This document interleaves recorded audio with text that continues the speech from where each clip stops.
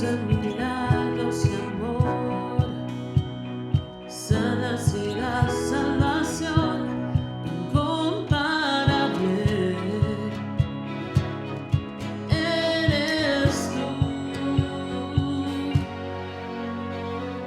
brillas en la oscuridad, clamamos por tu libertad incomparable. Eres tú, mi Dios es grande, mi Dios es fuerte, nada es igual, nadie le hace frente. Dios sana y salva, con gloria se exalta mi Dios, mi Dios.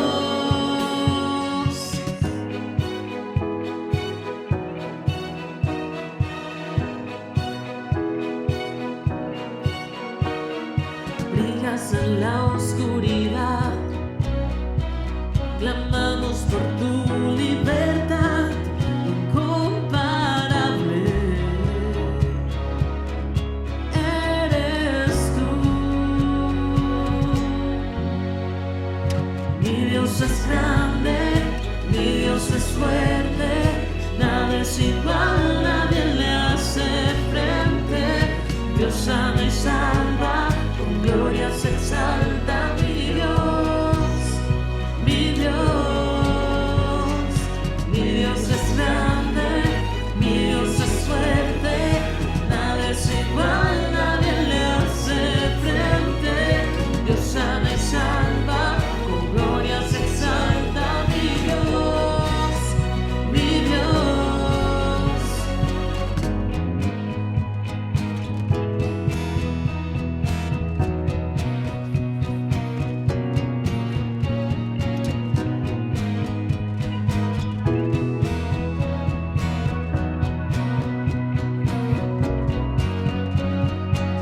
Y si Dios con nosotros, ¿quién pues contra nosotros? Y si Dios nos levanta, ¿quién pues nos detendrá? Y si Dios con nosotros, ¿quién pues contra nosotros? Y si Dios nos levanta, ¿quién pues nos detendrá?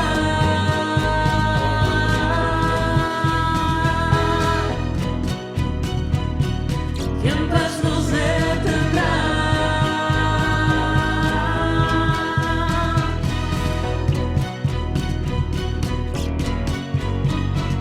Mi Dios es grande, mi Dios es fuerte, nada es igual, nadie le hace frente. Dios sana y salva, con gloria se exalta mi Dios, mi Dios. Mi Dios es grande, mi Dios es fuerte, nada es igual, nadie le hace frente. Dios sana y salva, con gloria se exalta mi Dios, mi Dios. Y si Dios con nosotros, ¿quién pues contra nosotros?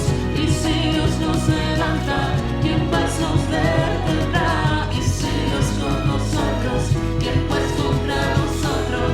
Y si Dios nos levanta, ¿quién pues nos detendrá?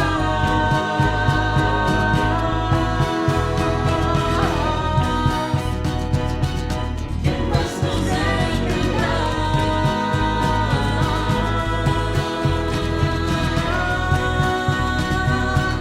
¿Quién pues nos detendrá?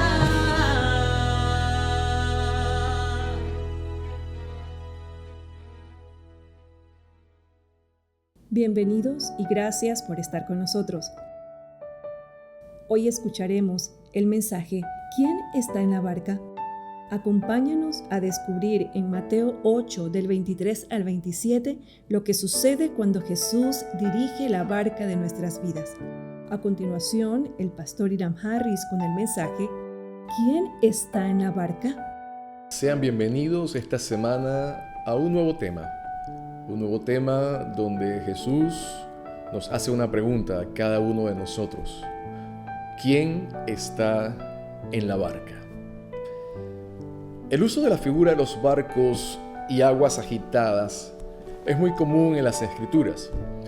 Y principalmente los evangelios presentan diferentes momentos y episodios en donde Jesús experimentó el uso de barcas, ya sea como tarimas o plataformas para hablar a la congregación, a la gente que se acercaba a él, barcas en donde él hizo milagros sorprendentes. Recordaremos aquel milagro sorprendente de la pesca milagrosa. De hecho, esas dos narraciones se encuentran juntas en el libro de Lucas capítulo 5 versos del 1 al 11, pero hay un pasaje muy especial que presenta la figura de una barca inmersa en medio de una gran tormenta, en donde suceden muchas cosas. Se revela la humanidad de los discípulos, de aquellos que caminaban en pos de Jesús, pero sobre todo se manifiesta el absoluto poder de Jesús, controlando inclusive los vientos y el mar. Cuando hablamos de la humanidad de los discípulos, pensamos también en nosotros mismos.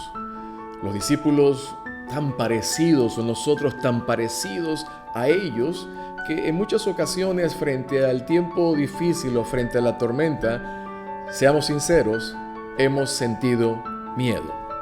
Así que este pasaje tiene un doble propósito. Tuvo un doble propósito para ellos en la narración de los evangelios y tiene también un propósito doble para nosotros hoy, año 2020. El primer propósito, confrontar nuestra fe. Preguntarnos, ¿dónde está mi fe? Y número 2, entender que el poder de Dios es ilimitado. Así que sobre esa base de doble propósito, esta mañana vamos a hacernos todos la misma pregunta que Jesús nos hace hoy, es ¿quién está en la barca? Si me acompañan en sus Biblias, Evangelio según San Mateo, capítulo 8, vamos a estudiar el día de hoy desde el verso 23 al verso 27. Y vamos a leer de forma pausada para poder disfrutar la lectura. Así que en casa te invito a que puedas acompañarme en la lectura. Dice así: y entrando él en la barca, sus discípulos le siguieron. He aquí que se levantó en el mar una tempestad tan grande que las olas cubrían la barca, pero él dormía. Y vinieron sus discípulos y le despertaron diciendo: Señor, sálvanos, que perecemos. Él les dijo: ¿por qué teméis, hombres de poca fe? Entonces, levantándose, reprendió a los vientos y al mar, y se hizo grande bonanza. Y los hombres, los discípulos, se maravillaron, diciendo: ¿qué hombre es este que aún los vientos y el mar le obedecen? Aquellas personas que son conocedoras de las actividades de mar sabrán que los barcos o toda embarcación necesitan de muelles, y se espera que sean muelles fijos, seguros, tanto para zarpar como para atracar la ida y el regreso, o posiblemente un nuevo puerto diferente al puerto de inicio. Pero se espera que sean lugares estables, se espera que sean lugares en donde la barca pueda ser sostenida y pueda permitir que la gente se embarque o se desembarque de manera segura. Hace algunos años, junto a algunos amigos, fuimos de pesca y partimos desde un puerto seguro. Fue una reunión de varones y con hijos varones, y fue un día espectacular. Partimos de un puerto seguro, después de un par de horas regresamos al mismo puerto, bien asoleados, pero con una muy buena pesca. De hecho, hasta la fecha, nuestras esposas piensan que nosotros no pescamos lo que pescamos, sino que compramos los peces a expertos pescadores del área. Pero realmente nosotros pescamos. Estuvimos seguros porque partimos desde un puerto, no digamos que era un puerto muy grande y lujoso, pero nos daba seguridad. Y cuando todos desembarcamos en el mismo lugar, estábamos tranquilos porque sabíamos que la estructura nos podía sostener adecuadamente. Si usted y yo pensamos acerca de la vida desde la figura de los barcos, en muchas ocasiones descubriremos que la ruta de nuestra vida está firme pensando que nuestros puertos son seguros, y es más, creemos en muchas ocasiones que son infalibles. Pero la realidad es que resulta lo contrario. Un día están y otro día ya no están. De hecho, hoy día, en el tiempo que estamos viviendo, encontramos que muchos puertos que considerábamos nosotros seguros se han movido de lugar. Ya no están, o bien ya no pueden responder a nuestra necesidad como un lugar de seguridad. Y preguntarnos de qué tipo de puertos podemos hablar que el ser humano fija su confianza o deposita su confianza. Hay muchos. Quiero esta mañana mencionar unos cuantos. Hay un puerto llamado política. Se ha confiado históricamente que los sistemas que administran y gobiernan una nación nos dan determinada seguridad. La realidad es que esos puertos también fallan. El Salmo 9:15 tiene una expresión tan interesante. Dice así: se hundieron las naciones en el hoyo que hicieron, en la red que escondieron fue tomado su pie. Pareciera ser que este puerto no es confiable como muchas personas piensan. Un segundo puerto puede ser la situación financiera o económica.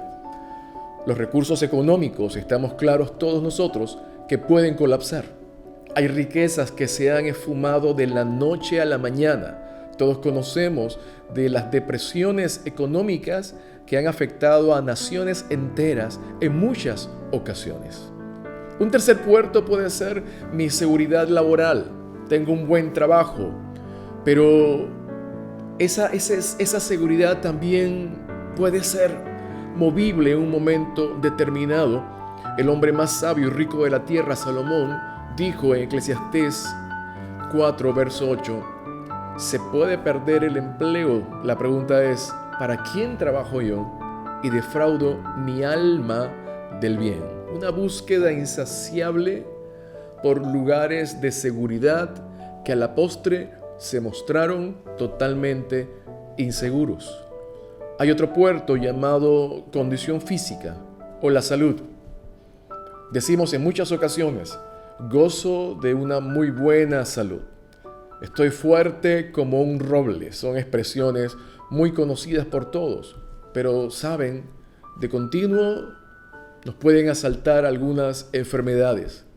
Hoy, de hecho, el temor al contagio del virus se ha convertido en una amenaza inminente.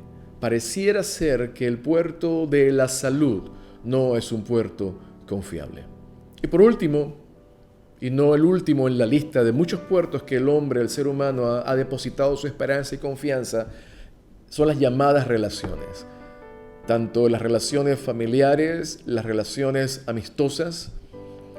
Hay ocasiones que decimos, mira, con ellos, con este grupo, con este grupo de amigos, mira, con ellos hasta el final. Pero sucede que las mentes y los corazones pueden cambiar de parecer y fallarnos, o en otras ocasiones nosotros fallarles a ellos. Los discípulos Eran conocedores de las actividades de mar. Tenían plena confianza en que una travesía tan sencilla como aquella que Jesús le había solicitado que realizaran en aquella tarde no representaba mayor complicación. Su experiencia y su conocimiento le daban seguridad. Estos pueden ser inclusive otros dos tipos de puertos adicionales: experiencia y conocimiento. Pero de pronto dice el evangelista Mateo en su relato que se levantó una gran tempestad. De súbito, una gran tempestad muy grande, al punto que las olas cubrían la pequeña barca. Y esto es justamente lo que estamos enfrentando al día de hoy todos nosotros. Estamos en medio de una gran tormenta que sobrepasa nuestra capacidad de respuesta, una gran tormenta que sobrepasa nuestros medios y nuestros recursos, una tormenta que ha ocasionado una crisis de salud inmensa y ligada a ella una crisis financiera para la cual no estábamos preparados. Y las tormentas tienen algo. Las tormentas, como dice la Biblia, de pronto, se levantan de pronto. Las calamidades tienen esa particularidad. De súbito se asoman, llegan, tocan la puerta sin avisar. Y estoy seguro que todos nosotros hemos experimentado algo así en nuestras vidas. ¿Cuál puede ser la reacción humana, la reacción normal? La Biblia dice que los discípulos tuvieron miedo. ¿Cuántos hemos sentido miedo alguna vez? Tuvieron miedo y en medio de ese mover de emociones, tratando de sacar agua de la barca, mirando para todos lados, haciendo uso de sus experiencias previas frente a situaciones similares, pero era algo totalmente diferente a lo que antes habían experimentado, increpan a Jesús y le dicen: Señor, sálvanos, que perecemos. Hay un proverbio que dice: quien quiera aprender a orar, que se haga a la mar. Y creo que hay peligros grandes e inminentes e inevitables que conducen espontáneamente a que las personas, como única salida o como única respuesta o el único remedio a la situación tan difícil, es la oración. Creo que nadie rechazaría en medio de una crisis que se te ofrezca orar por ti y pedir a Dios junto a ti que extienda su mano de ayuda. Esta petición fue así, una petición clara y directa: Señor, sálvanos. Sálvanos, porque ellos sabían en lo profundo que Él tenía el poder para hacerlo. Y justamente esto describe el propósito para el cual Jesús vino.